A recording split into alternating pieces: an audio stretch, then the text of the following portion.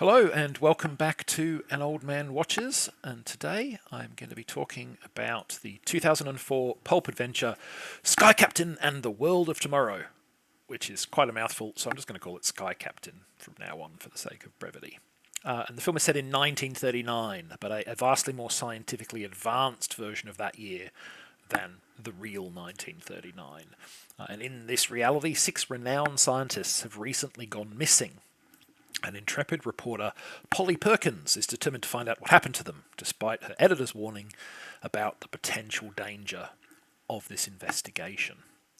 Now, Polly's editor may have a point, as her investigation quickly lands her right in the middle of an attack by a fleet of giant robots under the command of the mysterious Dr. Totenkopf, which is German for Death's Head or Skull. Fortunately for Polly, her home city is protected by Sky Captain Joe Sullivan and his private air force, the Flying Legion. Joe manages to disable one of the robots with his fighter, and the rest fly off. Now, obviously, somebody needs to find and stop Dr. Totenkopf and whatever it is that he's up to. And since Polly and Joe both have some of the information necessary to pursue the case, they strike up a reluctant, bickering partnership. One that is complicated by the fact that they are former lovers and each bears resentment towards the other about how their previous relationship failed. Will they squabble and squabble and squabble until they fall back in love? Is water wet? However, they're going to have to go through all sorts of progressively more and more bizarre adventures first, as they seek to discover the secrets of Dr. Totenkopf and thwart his mysterious but presumably nefarious scheme. So this film was written and directed by Kerry Conran, and though he wasn't born until the mid-60s, Conran grew up watching the adventure movies and serials of the 20s, 30s and 40s. Stuff like the films Metropolis, The Lost World and King Kong, and serials like The Buster Crab, Flash Gordon. Conran loved the whimsy and imagination of those projects, and that they cared less about what was practical than what might be imagined. Sky Captain is his love letter to the cinema that defined his childhood, basically. And when trailers for this film first appeared, I was very excited about it.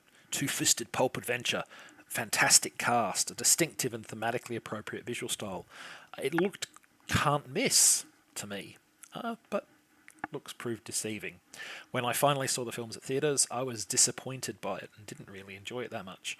In fact, I only own it on DVD because I got it as a gift, and it took me quite some time to bother sitting down to rewatch it. A second viewing did not really change my opinion of the film, but it did help me to cement why it didn't work for me.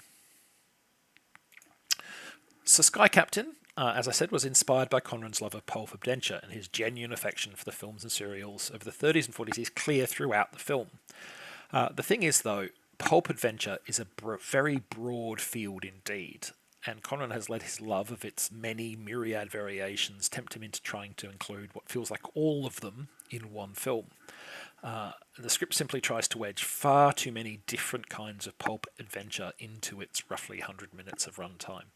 There's heaps of aviation-based stuff, of course, as you would expect for a film named Sky Captain, but we also get Lost World dinosaurs, submersible action, rocket ships, trips to Shangri-La, and a multitude of other motifs, all jammed in higgledy-piggledy and without any real concern for whether they got purpose beyond, I love pulp and I want to showcase all its different forms. Now, I know that at least one friend of mine loved the film's complete lack of self-restraint and its checklist-like approach to including as many different pulp elements as it could. But for me, it's a significant factor in the movie's failure to gel as an overall product. Sky Captain is so focused on wedging in as many pulp elements and motifs as possible that it fails to properly develop most of those that it does include. It would be a much more effective film, in my opinion, if it reduced the variety, focusing on just the aviation and giant robot elements, for instance, and gave those elements more time and development. Also, from a purely financial perspective, withholding some pulp elements from this film would have given them a wealth of options for sequels if this was successful. Sky Captain and the Terror Out of Time for your Lost World romp. Sky Captain, the Menace from the Stars for your rocket ship adventure, and so on. You've probably heard the phrase, sometimes less is more, and Sky Captain proves that by demonstrating the inverse. Sometimes more is less. Now, key to Conran's vision for the film was the use of computer-animated backgrounds and antagonists. 30s and 40s stuff wasn't limited by concepts of physics, and he wanted to be able to be immune to those limitations as well, to ignore the rules of physics and the many other practical limitations that apply to physical sets and effects, and digital imaging would allow him to do that.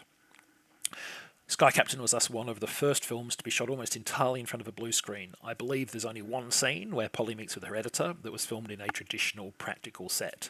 And this method of production also had cost-saving benefits, as it allowed the picture to be filmed in less than half the time such a movie would normally require.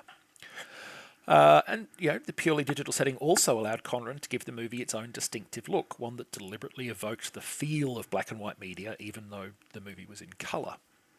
There's often a grey or sepia tinge to the visuals and lots of use of bold blacks and shadows. To me, the visual design is my favourite part of the film, even if the execution of that vision is definitely a product of its time. I mean, this movie is nearly 20 years old now, and the fact that none of the environments are actually real will be quite obvious to modern audiences who are used to modern CGI, which is significantly more advanced. But dated visuals would not be an issue if the story and characters were strong enough, of course. Now, as we've discussed, the script has pacing and plotting problems, and as it happens, even bigger characterization problems. Leading actors Jude Law and Gwyneth Paltrow are both talented actors, but in this film, they struggle to give their roles any depth, and a lot of the blame for that has to come down to the script. It never bothers to develop them beyond intrepid girl reporter and jerk with a plane. All we know about the two of them is that she's an ersatz Lois Lane, and he's an unfaithful cad who runs a mercenary army. It's hard to care over much about either of them, but particularly the Sky Captain himself. I was also particularly irritated that Polly's most obvious and defining character trait is her propensity to knock things over, press the wrong button, or otherwise foul things up in order to have the story progress. It's rather tiresome how often the film hits the plot beat. Polly messes up so we can have our next set-piece action sequence. The film's also rather too fond of Deus Ex Machina resolutions too. Oh look, our heroes, and I use that term loosely, are in trouble. I wonder who will happen by to save them this time. It undercuts any real sense of jeopardy, and it also robs the supposedly intrepid duo of agency. They're always getting rescued by somebody else.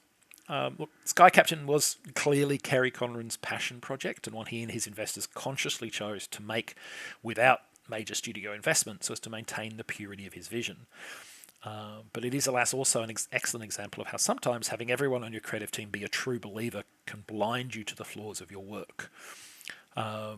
This film, and in particular its script, definitely feels to me like it would have profited from having someone involved who was actively challenging its flaws and who didn't have that same passion and enthusiasm.